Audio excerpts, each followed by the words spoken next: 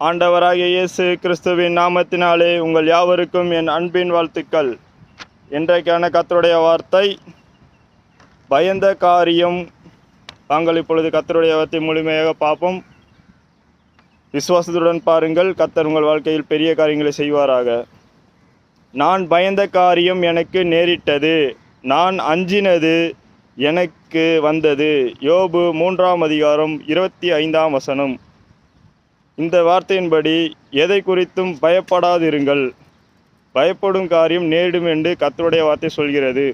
எதை குறித்தும் பயப்படாதிருங்கள், தைரியமாக இருங்கள். கர்த்தர் உங்கள் வாழ்க்கையில் பெரிய அற்புதங்களையும் அதிசயங்களையும் செய்ய வல்லவராயிருக்கிறார். தேவனோடு இருங்கள், தேவன் உங்களோடு இருப்பார். இன்றைய கர்த்தருடைய வார்த்தையை கேட்ட பார்த்த உங்கள் யாவரையும் கர்த்தர் ஆசீர்வதிக்கவே ஆசீர்வதித்து உங்களை பெருகவே பெருக செய்வார். விசுவாசியுங்கள். மறக்காமல் உங்களது சப்ஸ்கிரைப் செய்யுங்கள். பக்கத்தில் உள்ள பெல் பட்டனை கிளிக் செய்து வைத்துக் கொள்ளுங்கள்.